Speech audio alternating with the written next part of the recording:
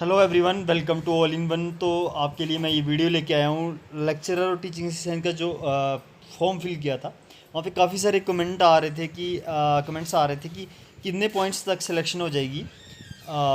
मतलब कितने हमारे पॉइंट्स 20 हैं या कोई 25 या 30 जो था वो कमेंट कर रहा था। तो कितने चांसेस हैं सिलेक्शन होने के। टीचिंग असिस्टेंट में पर्टिकुलरली पूछ रहे थे कि हमारे टीचिंग असिस्टेंट में कितने चांस हैं। तो मैं कट ऑफ या नंबर ऑफ़ पोस्ट क्या रहेगा मैं आपको बताऊंगा कैसे आप डिटरमाइन कर सकते हो ये।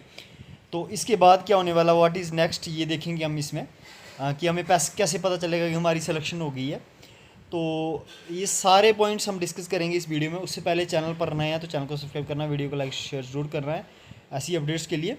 तो मैं आपको उससे पहले कितने पॉइंट्स तक सिलेक्शन हो जाएगी, मतलब हमारे 20-25 पॉइंट है तो कितने चांस हैं, ये इससे पहले मैं डिस्कस करूंगा कि कितने टाइप्स की वैकेंसीज होती हैं। ठीक है, देखते हैं यहाँ पे। तो गाइज़ यहाँ पे ये ऑफिशियल इनके जो ऑर्डर है, गाइडलाइंस हैं जो इनका, जिसके अकॉर्डिंग ये लगाते हैं यहाँ पे आपको एकेडमिक अरेंजमेंट पे। तो यहाँ पे 3 टाइप की पोस्ट होती हैं। मैं बता दूँ आपको, मोस्टली 2 टाइप की एडवर्टाइज़ की हैं इन्होंने। एक एकेडमिक अरेंजमेंट लेक्चरर्स और एक एकेडमिक अरेंजमेंट टीचिंग असिस्टेंट। आपने ध्यान से इसको सुनना है। ये 2 टाइप की पोस्टें निकाली हैं। इसके अलावा वो क्या करते हैं, गेस्ट फैकल्टी भी लगाते हैं। ठीक है, तो अब मेरी बात आप सुनोगे। यहाँ पे फ़र्क क्या होता है कि जो टॉपर्स होते हैं वो लेक्चरर लग जाते हैं। ठीक है, यहाँ पे दिखाऊंगा मैं आपको एक पॉइंट इनका जो है वो दिखा लेता हूँ आपको पहले कि क्या है।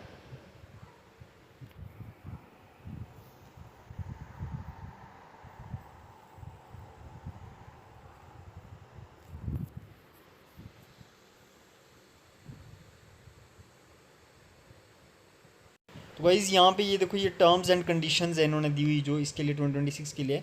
इसका आपने पॉइंट 11 पढ़ना है। यहाँ पे इन्होंने बोला हुआ है कि यहाँ पे सेपरेट लिस्ट बनेगी लेक्चरर और टीचिंग असिस्टेंट की एलिजिबिलिटी के बेसिस पे, जो जिसके लिए एलिजिबल होगा।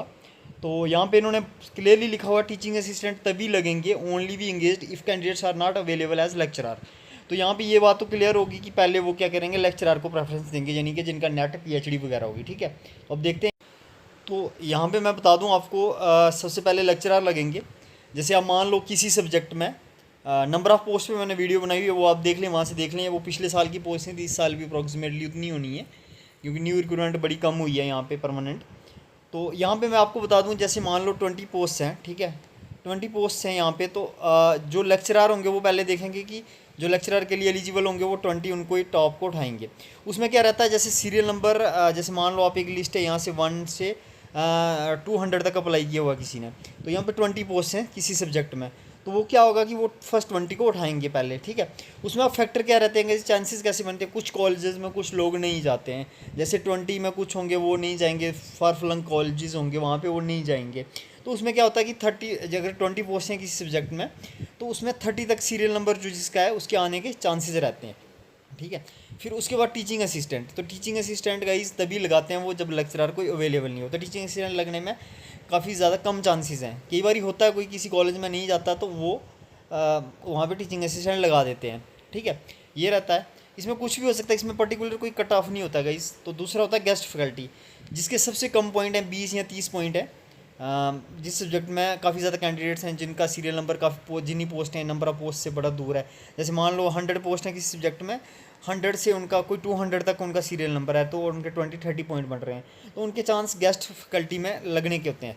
गेस्ट फैकल्टी में और इन दोनों में चांस क्या फ़र्क, क्या इनमें सैलरी मिलती है और आपको एक्सपीरियंस मिल जाता है। जैसे आप टीच करते हो, टीचिंग का एक्सपीरियंस जैसे अभी उसमें लग रहा था वो मिल जाता है और आपको वो काउंट हो जाता है। परमानेंट रिक्रूटमेंट हो जाए, ऐसे रिक्रूटमेंट हो दोबारा इसकी।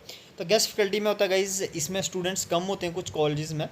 तो कुछ लोग जो हैं वो वहाँ पे मतलब गेस्ट फैकल्टी लगाई जाती है। यहाँ पे गाइडलाइंस हैं इसकी कितने इन्होंने दिया होता है कुछ, मतलब बड़े कम स्टूडेंट हो तो वहाँ पे ये टीचिंग असिस्टेंट और लेक्चरर नहीं लगाते हैं।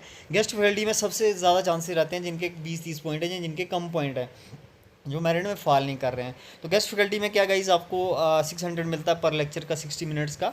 और ये मैक्सिमम 1200 पर डे होता है। तो इसमें भी अच्छी खासी सैलरी मिलती है। फ़र्क ये होता है गेस्ट फैकल्टी में कि आपको जो है वो एक्सपीरियंस वगैरह आपका काउंट नहीं होता है। ठीक है, तो ये गेस्ट फैकल्टी लगाते हैं। तो इसमें भी चांसेस रहते हैं जिनके 20-30 पॉइंट्स हैं, 20 या 30 पॉइंट्स हैं या कम पॉइंट्स हैं गेस्ट फैकल्टी में, क्योंकि उसमें नहीं जाते हैं। काफ़ी सारे लोग नहीं ज्वाइन करते हैं क्योंकि गेस्ट फैकल्टी का एक्सपीरियंस भी नहीं मिलता, तो नहीं ज्वाइन करते हैं।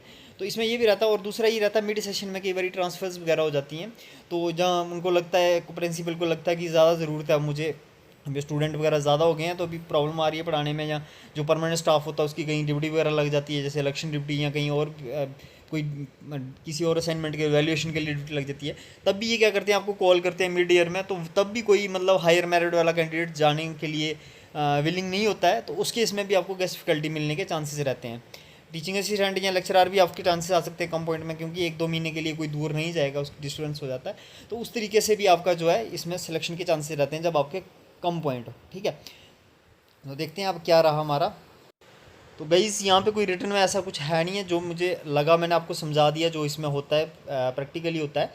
तो कितने पॉइंट्स तक सिलेक्शन होगी तो मैंने बता दिया आपको, सिलेक्शन तो टॉपर की होगी, जो ऑलमोस्ट जितनी पोस्टें होंगी उसके, आप जैसे 100 पोस्ट हैं तो उसमें अगर 500 फॉर्म लगे हैं तो जो टॉप 120-30 तक कैंडिडेट्स होगा जिनका सीरियल नंबर, तो उनकी सिलेक्शन के चांसेस रहते हैं लेक्चरर और टीचिंग असिस्टेंट के लिए।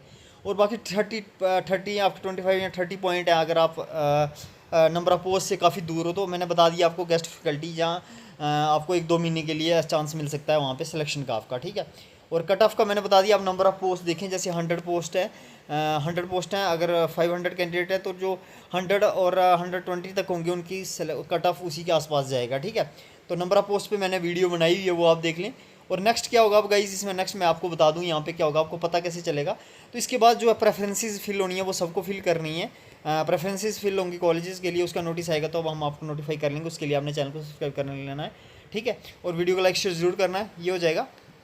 और उसके बाद क्या होगा, आपको पता कैसे चलेगा गाइस, वो अलॉटमेंट का आपको मेल आएगी, और आपको ना लॉगिन करके भी इस पर देखना, अपना जो पोर्टल है इस पर भी आपको उसका जो है कॉलेज अलॉटमेंट का पता चल जाएगा। ठीक है, ये आपको हम टाइम टू टाइम बताते रहेंगे जब आएगा। तो ये आपके लिए यही थी इंपॉर्टेंट अपडेट। अब कुछ कैंडिडेट्स का ये भी था कि हमने पेंडिंग क्लैरिफिकेशन आ रहा है, उसको क्लियर करना है या नहीं करना है। गाइस वो आपकी मर्जी है, अगर आपका मेरिट सही है, सब सही है, तो फिर आप उसको रहने दे सकते हो या जैसे करके कर भी सकते हो, अगर आप जैसे भी हो। अगर हाँ आपको दिक्कत है तब ज़रूरी है उसको वो करना, क्लैरिफिकेशन के रिस्पॉन्स देना। तो यही थी, मैंने मैक्सिमम जो डाउट्स थे आपके वो क्लियर करने की कोशिश की। तो अब आई थिंक हुए या नहीं हुए, क्योंकि ये पर्टिकुलर कोई फिक्स तो है नहीं है, मैंने आपको बता दिया जैसे होता है। तो आपने क्या करना है, चैनल को सब्सक्राइब करना, वीडियो को लाइक शेयर जरूर करना है। अगर फिर भी कोई डाउट है तो कमेंट करना, मैं आप रिप्लाई देने की कोशिश करता हूँ ज़रूर। तो यही थी आपके लिए important update. Thank you, have a nice time.